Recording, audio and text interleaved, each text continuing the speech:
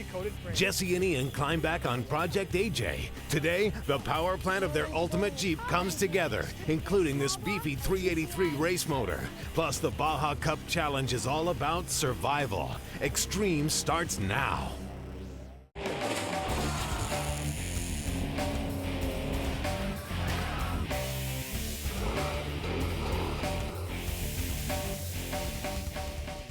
Welcome to Xtreme 4x4 and part 3 of Project AJ, our hardcore, no-budget Jeep build. Now, if you remember, we began this project with a bunch of catalogs and an idea. Once the parts started to arrive, we began to mock up a rolling chassis by hanging some Curry dips on the Skyjacker 8-inch rock-ready double flex suspension. Then we completed that rolling chassis by adding a TerraFlex high steer kit, some worn freewheeling hubs, and some Pro Comp X-Terrain tires mounted on Xtreme Series wheels. We fabbed up some roll cage and body protection tubing on the Advanced Frameworks frame. Then we built the winch mount, ran the brake lines, and once we had everything in place that we needed, we pulled off the Aqualoo body and began to tear the truck down. Now we're back to where we started with a huge pile of parts and a big job to do. So this week we're going to concentrate on putting the engine together for this beast, then we're going to drop the entire drivetrain into our newly coated frame. You did a pretty good job on it. I like it. When you're doing a truck build-up, you got a lot of options when it comes to the power plant. You can go to a wrecking yard, take out an engine, and do an easy engine swap. You can take that same wrecking yard engine, rebuild it yourself with some rings, some bearings, maybe even some mild machine work. Or you can even take it to an engine shop and have them build it for you to your own specifications. And if that's too much work, you can head to a dealer or an aftermarket supplier and buy a complete turnkey crate engine. And we chose to combine two of those options together. We started with a seasoned small block 350 that we sent over to Keith Thornton, that automotive specialist, and had him bore and stroke this thing to 383 cubic inches. The nice thing is all of our machine work and bottom end assembly was done in one spot. And then we're going to be building the top end here at Xtreme, using the same parts that you would find on a GM Performance Parts crate engine. This short block's been bored 30 over and filled with one of Eagle's new rotating assemblies. It consists of a 4340 heat-treated internally balanced crankshaft, SRP 30 over lightweight pistons, and some Eagle 3D rods. These are 300 thousandths of an inch longer than the standard GM 5.7 connecting rods, making them 6 inches, which will give us a better rod-to-stroke ratio, allowing the engine to spin up faster. And there's a lighter reciprocating mass due to smaller pistons. Those lightweight pistons are an aluminum alloy flat top designed for a nice streetable compression, and then they were fit with a Molle file fit ring set before they were stuffed in the block. Finally, Keith Thornton slid in a full hydraulic crane roller cam that's going to give us a nice torque curve for our Jeep. But right now, I got to button up the bottom end.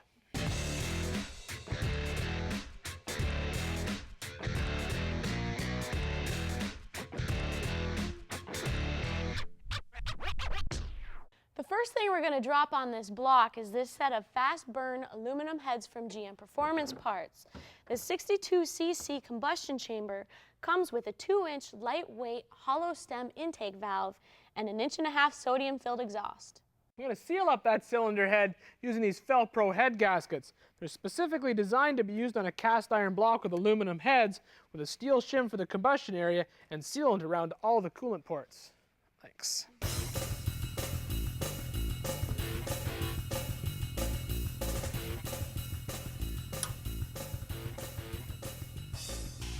Once the heads are in place, we can drop in the roller lifters, push rods, and then top it off with some roller rockers. These rocker arms are going to help eliminate stress on the top of our valves, as well as reduce friction throughout the entire valve train. Now, this valve train is made of matching components from Crane, and they also come with these dual valve springs. But we talked to the guys at Crane, and they said that these GM springs do not exceed the lift limitations of our cam, so we're just going to go ahead and leave them in there. Anyone who takes their truck off-road knows the benefits of having fuel injection on a vehicle that sees extreme angles. So once we get this intake sealed up with the silicone, we're going to go ahead and drop on GM's port fuel injected ramjet intake. This package includes the intake, the fuel rail, the injectors, all the sensors, and even a new distributor. And they go ahead and install the throttle body onto the intake for you. All we have to do is drop this on the heads.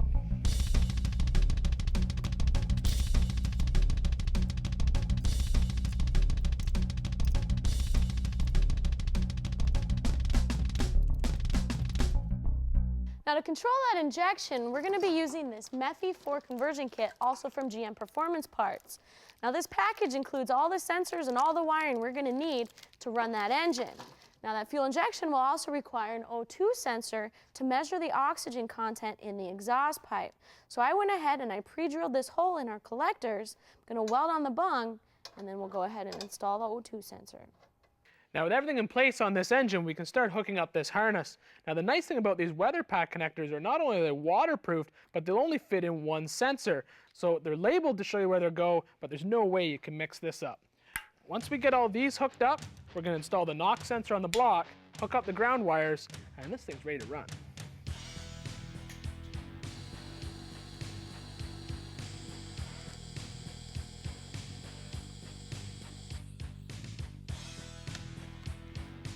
Got my bung welded on. That's a lovely job. Well, thank you. Thank you. I think we've got everything we need to make it run. We'll probably move some stuff when the body's on the frame. But for today, if we just mount this stuff to the back of the heads and stuff, we should be able to fire it. Fire it on. Sure that tastes good?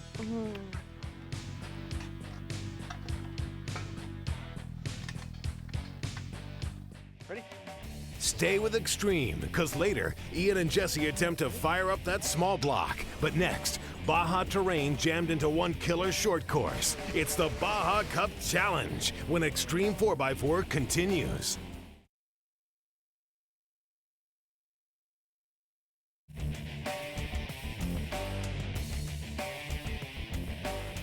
We're back on Xtreme, and we're going racing at one of California's most famous tracks, Glen Helen. Known for its motocross championships, this track has evolved into one of the toughest off-road courses anywhere.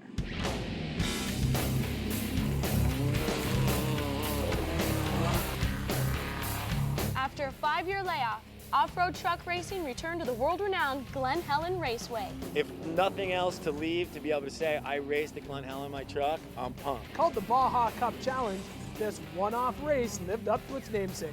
It's really hardcore. It's just like Mexico. This is extreme sport.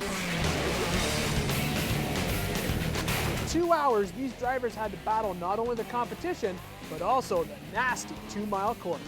The track is incredible. It's very tough. This one is combining fire roads and sand washes and boulders and super high hills, so it's more of a challenging type of technical course where you really got to pay attention to what your vehicle is going to do when you hit the certain area. Everyone who's ever driven to work and just wants to pin it through all the traffic on the highway and, you know, hit a curb, go upstairs, you're doing it, you know? I can't even believe this is, like, legal. It should be outlawed because it's so much fun, you know, and that's what it is. And anyone who drives on the highway and got a speeding ticket can relate to that. These things can go 100 miles an hour over stuff that you can't walk on. It's just insane the stuff that these things can go over. It's extreme, extremely. Using score racing rules meant different classes raced at the same time. You have guys that are super fast over certain sections. You have guys that are super slow everywhere, so it makes it difficult. You have to kind of pick and choose what you're going to do. Running the 1984 Ford Ranger, Billy Manfroy was doing it in Class 7 Open. We try to keep the truck light, we try to keep it low, we try to keep it fast. With a former Busch Series engine, he had the goods to go fast. You know, it's over 500 horsepower out of a naturally aspirated 4.5 liter V6. This is the hot motor to run. This was a race of attrition, and Billy Manfroy was one of the casualties. We were doing just fine, and all of a sudden I just lost all 4 gears, so we were done. A rough day wasn't enough to dampen his enthusiasm. I sleep, eat, and breathe this stuff. There's never a time of the day where I'm not thinking about driving this car. It just makes you want to go out and try again. All I can think of right now is we're going to go home, we're going to wash it off, we're going to fix up whatever happened to it, and come on out back and do it again. I can't wait for the next one. While Billy was thinking of the next race, Class 7 Open teammates Jack Mittman and biker Sherlock were running 1-2. You know, there's no worrying about consequences. Just pin it and go and see what happens. Biker has a garage full of X Games and Gravity Games medals for street luge. He got into a truck last year and was hooked. When I'm on a skateboard going 65 miles an hour, that's adrenaline. But to me, this is just like a kid opening his new toy on Christmas, and this is just huge fun factor for me. To find something like this at the point of my life right now is just awesome. It's on, bro. Pin it. Biker pinned it and finished second at Glen Helen, leaving his veteran teammate in awe at the newcomer's skills. What is that called in your head? Your equilibrium when you're missing something and you got no fear? But that's what he's got. I mean, he's fearless. So you put him in a safe situation and it's just off the hook. It's great to be involved in something I can do till I'm 70. So it's a stoker, it really is. That's some pretty crazy stuff, but I think equilibrium has to do with balance, not fearlessness. Who cares? From street luge to off-road, that biker sure looks pretty extreme. I think she likes him.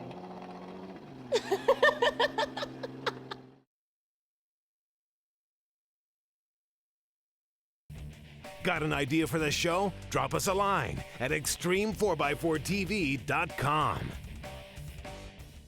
Welcome back to Xtreme. We got our frame back from the boys at our local rhino lining dealer. They did an amazing job on it. We couldn't decide if we wanted to paint it or powder coat it, but the idea of rhino lining it was perfect. And when we showed up over there with this thing on the trailer, they took one look at it and suggested that we spray it with their DuraSpray product. Now that's their commercial grade product, and it goes on in multiple coats a little bit thinner. And that will help because it won't build up when you get into these little nooks and crannies, making reassembly difficult.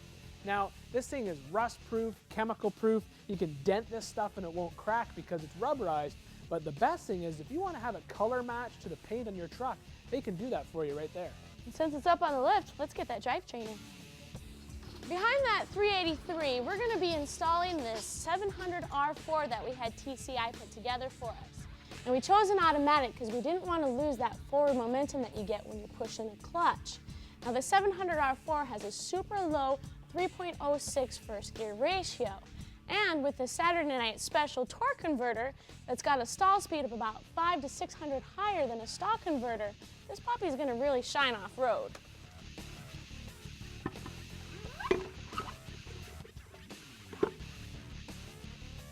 The final piece in this drivetrain puzzle is obviously the transfer case, and you won't find a harder core transfer case than the Atlas II from Advanced Adapters. Now, this is a fully helical gear set transfer case that's synchronized, and that means you're going to be able to shift on the fly. But the thing that sets this apart from the crowd is the twin towers or twin sticks. That's going to let you shift this thing front and rear axle independently of each other, and that's what really helps these things work good off-road.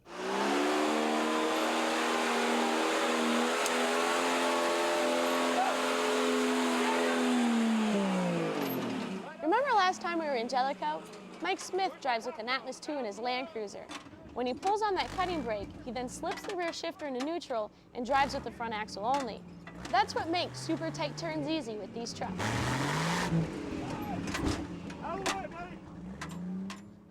To get that Atlas bolted up, we're going to have to use a couple of adapters. But don't worry, the guys at Advanced are going to be able to talk you through what you need to be able to get that Atlas behind almost any transmission.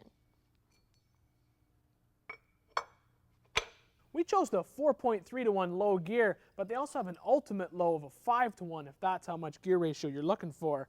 Now, the first thing we have to do before we can bolt it up is put the shifters together. So we're going to start by installing the shift tower onto the case. Then bolt up the twin sticks. Install the shift rod ends and connect them together with the links. You done yet? Just about. Let me do the hard part for you. Oh, thanks. Hey, no problem. Can you just straighten it? And once we get this drivetrain all bolted together, we're actually going to fire this engine before the end of the show. And like we said before, we're not going to make you wait a few years to see this thing run, so make sure you stay tuned.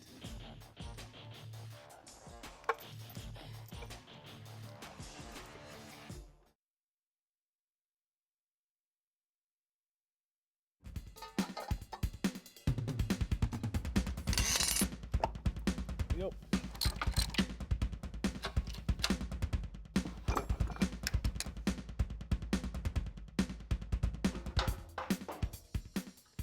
Welcome back to Xtreme 4x4 in part 3 of Project AJ. We got our 383 small block, our TCI 700R4, and our Advanced Adapters Atlas II transfer case, all in between the frame rails. But we're not quite ready to start it yet. We got a few more parts before we can hear this monster roar. And the first thing is the fuel system, and it's going to start with this RCI fuel cell that we got from Summit Racing. Now, we're going to try something a little different with this truck. We're not sure if it's going to work, but we're going to find out. We're going to mount this flexible pickup tube inside this non-foam filled cell made out of this brass fitting and the fuel pump sock. And the plan is, with this thing secured at the top of the tank, when the truck's driving over the trail, this thing should follow the fuel around the tank. And that way, if you get this thing on its side or even on its roof, the pickup won't pick up air and starve the pump. So the first thing we're going to do is take out the factory pickup. First, I'll pull out the existing pickup tube. Then I'll cut it to length and install my rubber line. Now we're going to leave this fuel cell on top of this bench for now and hook it up with a long piece of hose. That way we can test to see if that movable pickup works. And while Ian was working on the fuel cell, I went ahead and started prepping up our fuel lines by adding our fuel filter and our fuel pump. Now, if you remember, it's fuel injected, so there's going to be a return line and a feed line. So you want to make sure that you're going to have your fuel filter before your pump and both of them as close to the fuel cell as possible.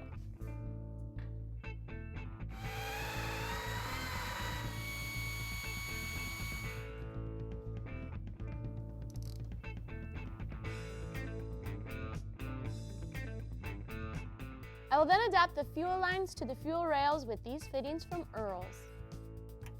Now we don't yet have the fittings for our return fuel lines, so what I did is temporarily rigged up this line so we can get fuel running through our entire system to fire up. Now this is the first engine build we've done here at Xtreme. It's got some pretty serious parts in it. So in honor of our first build, the guys over at Horsepower sent us a case of Royal Purple. Now this stuff is fully synthetic, so it's going to adhere to all of our metal surfaces, giving us more power, more torque, and dramatically reducing engine wear. With the oil in the engine, we can go ahead and prime that oil system by pulling out the distributor and slipping in this oil pump drive we got from Powerhouse Products. We'll just spin it up with an air drill, and that'll get oil all through the crankcase.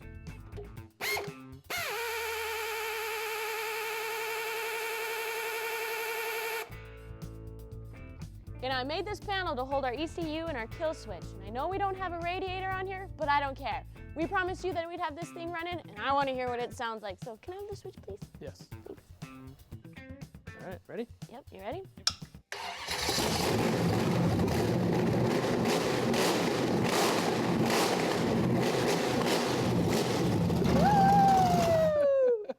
All right, well, the next time we're back on this project, we'll be slipping some diffs under there. We got a little surprise when it comes to the rims, and we'll have this thing rolling around in no time. See you next time. Good job, by the way. Good job.